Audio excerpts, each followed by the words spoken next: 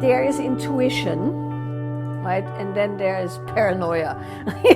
I mean, I'm joking, but what I mean paranoia is where you're not actually right. Mm-hmm. Or you think you're not right, or you think you're right and you're not right, right? So there's all of that. So one way of looking at this is something happens and you have a strong set of information coming from your intuition or your gut or your solar plexus. Mm-hmm. And now you have to learn distinctions of, is this right? Is it partially right? Is it projection or trauma? And we all have to learn that regardless of our background, because it's a muddle, right? And that some people go, I'm always right. Some people go, I'm always wrong. Some people orient very strongly towards that. Some people override it. And it's actually quite nuanced. Because, like you said, sometimes you have an intuition and 3 years later you were proven right. But in the moment, there are other things at play as well. Right? So you can learn and teach yourself distinctions around what it is. Then you can also learn how to run that through your body, through something like nonlinear, as you said correctly. But the thing to look at is essentially something flags, and now you have to go, is this right? Or is it a trigger or trauma pattern, or is it a projection, or is it not true at all, right? Typically, barely ever is it not true at all, right? But let's just say that's your wheel here. So the first thing to do is to go,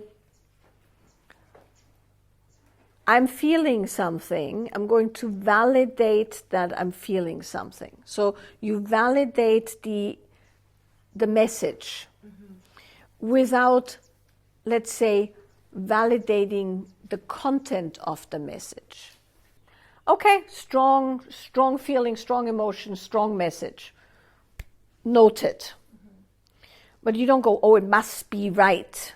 You just go, thank you. This is clearly a message, right? Thank you, body. Thank you, intuition. Thank you, whatever. This is clearly something that flags what needs to be done. One of the distinctions you can learn through nonlinear, but also by body scanning, is if it is a projection or a trigger, it sits different in the body than if it's intuition or just witnessing. So intuition and witnessing typically has very little clench. And your vitality is there. That's the best way to describe it. So that the clear understanding typically doesn't have a lot of tension, stress, fight or flight, disembodiment, clench, etc. It just is like, whoosh, and it's there. And sometimes you know that you get this hit and it's full of energy. That's typically just you having a clear hit, or at least an understanding that's fairly uninterrupted by your stuff. If it's your stuff, it will have a flavor of clenched tension, disembodiment, triggered, frozen, etc. So in nonlinear, as well as in various therapies and stuff like that, you can learn what your triggers, clenches, projections feel like in the body. That a certain bodily feeling relates to a certain experience. So for instance, you have a not good enough pattern, let's say, and you're not, anytime you feel like you weren't good enough or somebody doesn't think you're good enough, you feel like this not here, right? It's like, or here, So you go, oh, that's my not good enough somatic access point. And so now you have this feeling, you have this somatic feeling, you can go, oh, that's my not good enough pattern. And then you can go, am I really not good enough? Or is somebody just talking to me about that? Or am I projecting, or are they projecting? Oh, that's that old pattern. This is what it feels like. That's not actually what I want to orient towards. And then the next thing I was going to say is, but the most important thing you can learn for yourself, and that is what nonlinear is about, is strong interoceptive awareness, where the gap between what your body feels and what you perceive mentally is closed. Proper interoceptive awareness can be trained so that the sensation or the feeling that arises in the body and what you cognitively perceive happens almost simultaneously. Because what happens to a lot of people is something happens, like let's say you have an argument with somebody or a conversation with somebody, and you're like, yeah, this doesn't feel good, but you're like, yeah. You drive off, and 20 minutes later you're like, what, the actual, how could they? I'm not okay with that. So there's this long gap between your body going, no, this isn't good, and your mind catching up. That, at the worst, can kill you, right? If you can't get a proper danger signal to enter your brain, that can be super dangerous. But at the best, you're just missing the opportunity to correct somebody when they do something. And so learning proper interoceptive awareness and shortening the gap between your body telling you something and your mind being able to go, not okay, need to get away, this isn't right, I want a boundary here, whatever, right, is essential, is the most essential skill you can learn as a human, right? And so, for instance, when we did that thing yesterday, very simply, you look at you feel yourself, you narrate your own internal process towards somebody else, then you feel somebody else, you narrate whatever you can feel about them to you. That's basic interoceptive awareness practice. If you do that regularly together with nonlinear, where you move with what you're feeling, you can shorten the thing radically. And also, when you shorten it, what happens is your mind is able, because it's not enough to feel stuff, you need to be able to translate it into action. So that happens when the gap is closed, because the transmission is direct, so to speak. Because, like you said very rightly, sometimes stuff is just not right. And so that's why your first step is always, this is a warning sign, and when in doubt, you remove yourself immediately. It's not, even if you later on figure out it wasn't quite what you thought, you got yourself out of harm's way, you can process and make decisions in the aftermath. But when in doubt, always take yourself away from the situation. And that's not, not in a bad way, but you can always in a conversation go, you know what? Let me go to the bathroom, or, I need a drink of water. Let me step outside, or can I call you back, or whatever, and then go, and then, you can reconnect. So yes, so then there's another way you can train your intuition properly, and that is by essentially doing a postmortem. And what I mean by that is that you get into the habit of noting when you had strong intuitive moments, and then if you can double check them later, do so and note it. Literally write it down and go, I felt this is where it sat in my body, it related to that. I was right on the thing but wrong on the content, let's say, right on the emotion but wrong on the content. Because that's often the case, right? Often we are right on there being something, but we interpret the content wrong. Yes. Yeah. And so the only way to train that is by creating distinctions in the aftermath. So that you go something like, I had a strong spike of fear. In the aftermath, I figured out that while I was having this conversation, the person I talked with has a panic disorder.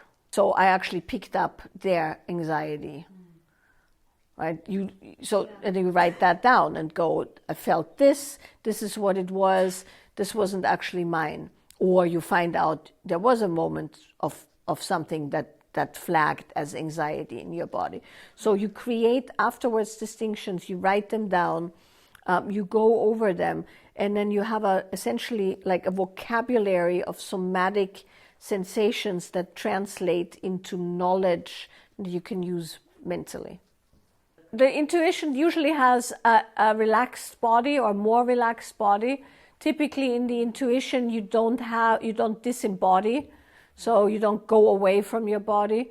Often there's a rush of energy actually. Your body gets like warm and like alive.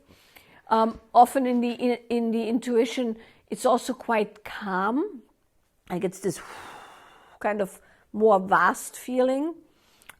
Certain clarity, those kind of things. And like I said, you can train for that by getting a vocabulary of clenches in your body and what they mean.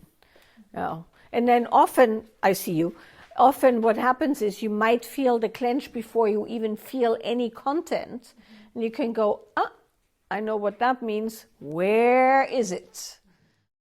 We have a lot of noise, right? So human beings produce a lot of noise, internal as well as external, right? So on a normal day, your perception as a body, right? Because our bodily perception is way bigger than anything else, because that's how we survive, right? If suddenly, I don't know, some rock would come through this window, I would feel it before I would hear it or see it. Right, because there's a constant scanning of my system that makes sure I'm safe. My nervous system is extended beyond me, right? And that's why typically, even till this day, if you stare at somebody's neck from behind, they will notice, because it's a predator thing, right? That's just built in. So we have all the perception is always there, but depending on how much background noise there is, we can hear it or can't. So if you live on a busy street, or you have your TV on while you have your computer on, while you're on your phone, while somebody's talking to you, your background noise is so high that you can't hear anything, so to speak, right? You can barely hear yourself think, never mind your intuition or your body. Right?